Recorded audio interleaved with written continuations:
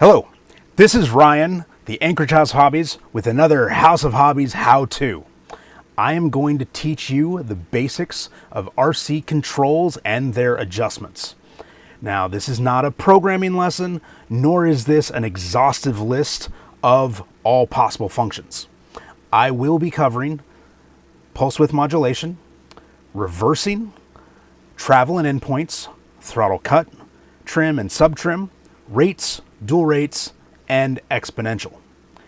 These functions apply to all RC transmitters and model types, whether it's cars, planes, boats, a stick controller, or a pistol grip radio. Now, I am not an engineer, but I have over 3 decades of practical experience and knowledge. Today, I will be using a Spectrum NX10 as the demonstration. Okay, so follow me with this stuff. Now, quick note about terminology. Transmitter, controller, radio, these are all interchangeable in this discussion. I prefer transmitter the most. It tends to be the most specific, but I blend the others as well. This transmitter transmits the signal to a receiver that in turn controls your outputs, your servos or speed controls. And then input versus output. The input is your movements with the sticks, the switches, the wheel, the trigger, whatever. The output is what you get from the controls, the servos or the motors. Okay. The outputs are direct results of your inputs. Now, everything I'm about to talk about is about making changes and adjustments to those outputs so that you get them to do exactly what you want and you get the most out of your models. Okay? So, first is a basic kind of fundamental of how this stuff works, and it kind of layers in. So PWM, or pulse width modulation, it is the name for the signal that goes from the receiver to the servo and tells it what position you're asking it to be in. It is a frequency of a signal, and it's measured in hertz. The typical range of a RC system goes from 1,000 hertz on one end to 2,000 hertz on the other end, with 1,500 hertz as the midpoint or the neutral. A Spectrum radio, its default setting for each new model is 1,100 hertz and 1,900 hertz at the bottom and the top. So, let's get to the radio. Now, the first thing we're going to talk about is servo reversing. This basic function does exactly what it says. It reverses the output.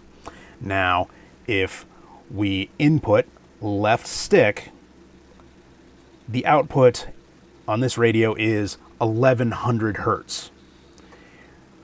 If we go to the right, the input is 1,900 hertz. Reversing that channel, reversing that switches those outputs. So then left input becomes 1,900 hertz and right would give us 1,100 hertz.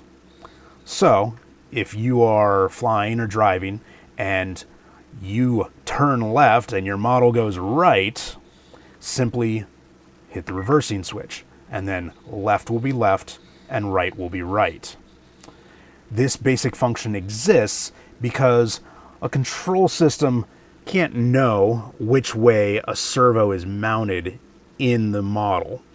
And so you have to have the ability to just hit that switch and make it go the other way. Be very, very careful if you are going to reverse the throttle. If you reverse the throttle, 0 would be full and full would be 0. that can result in massive injury. Okay, the next basic function is travel, or endpoints on some radios. This sets the extremes for a particular channel, and they can all be adjusted independently. This moves that PWM range. You can underdrive. So right now we're at what Spectrum refers to as 100%. You can underdrive that.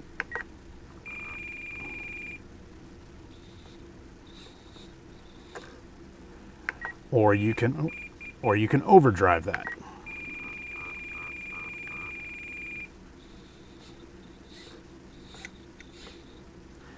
So that'd be the difference of going from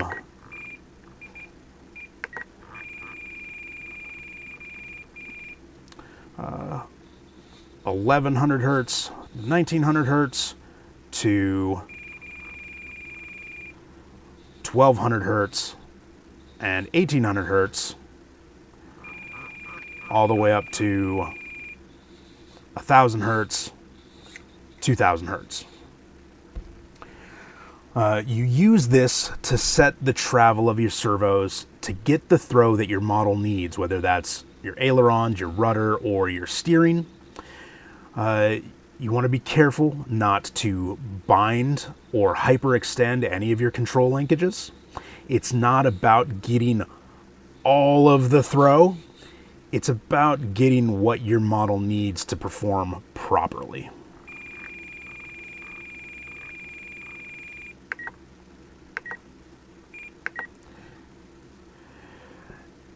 Next, we're quickly going to talk about throttle cut.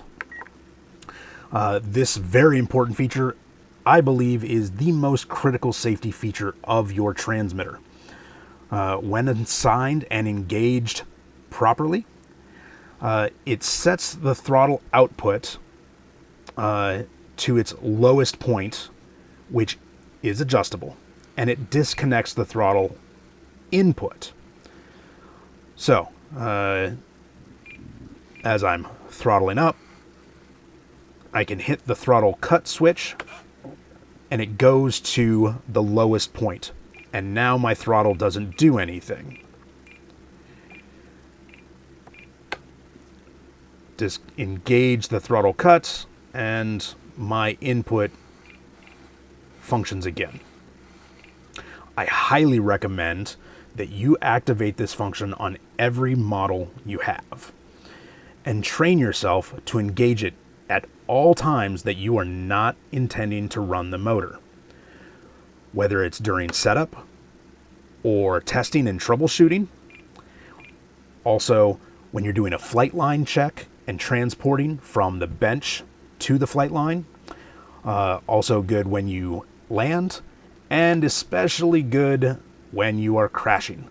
The model does not know it's hit the ground, and training your fingers to kill the throttle will save parts. When you can't do any more, kill the throttle. Okay, next up is trims and sub-trim. So these are subtly different functions.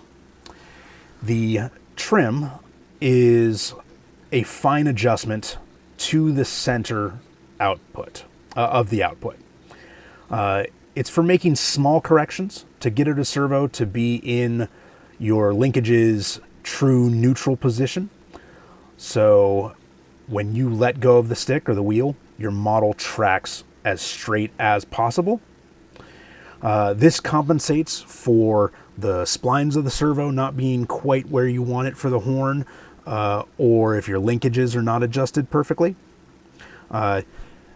Base trim, standard trim, can be adjusted on the fly. So right now it's just a little bit off of center, and we can add in some trim and it will center up.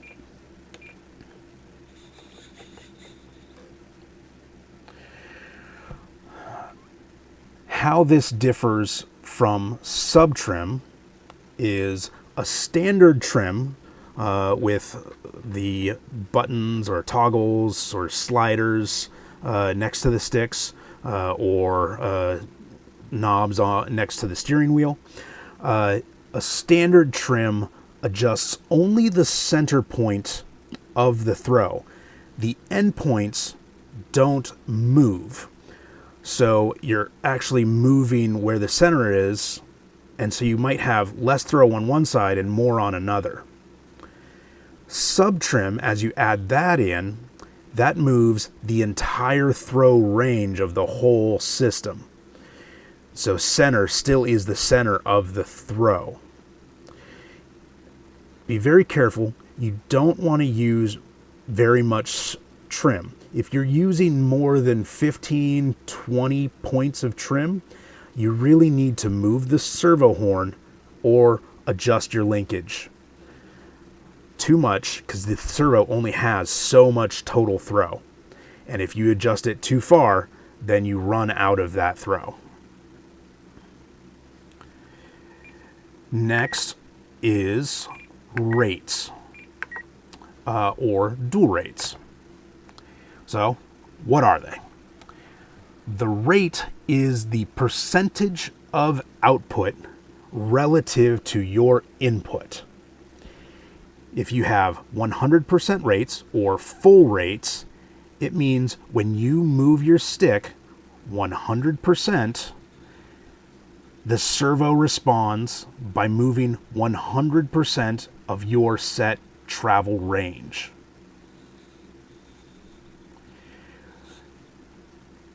%50 rates means that when you input 100% on the stick, the output of the servo only travels to 50% of the travel range. It's called dual rates because most controllers can be programmed to change the rates on the fly with a switch. And traditionally it was done with a 2-position switch, thus dual rates.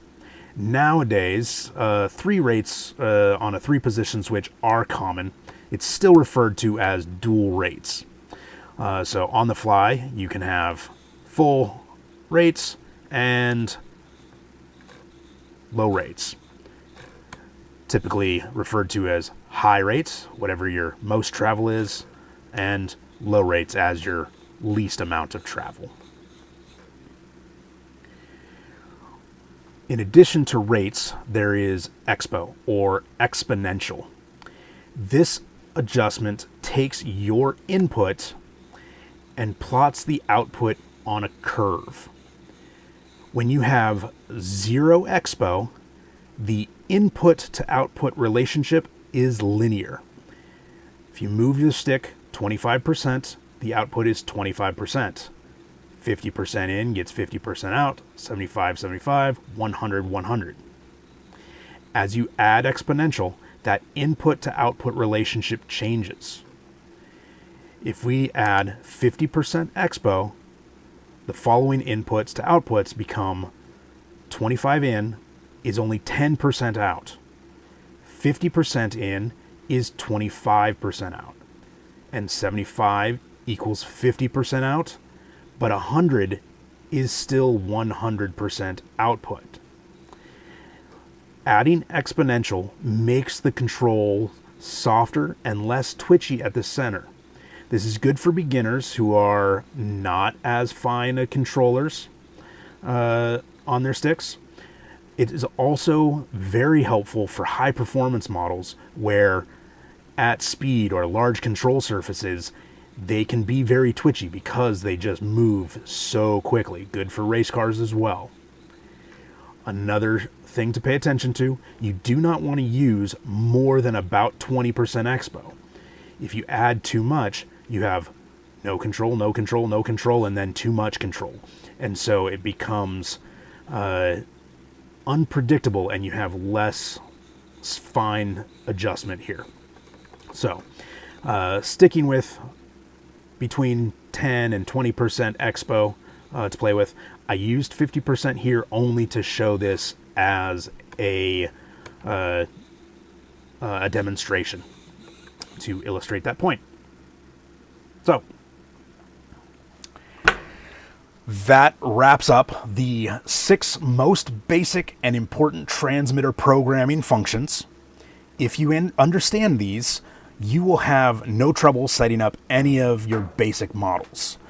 Now, more advanced functions such as mixing, flap setup, throttle and pitch curves, trainer or buddy boxing, and telemetry are great to learn, but that's for another lesson. So, I'm Ryan. Thank you for watching another Anchorage House of Hobbies how-to. Have fun. We'll see you next time.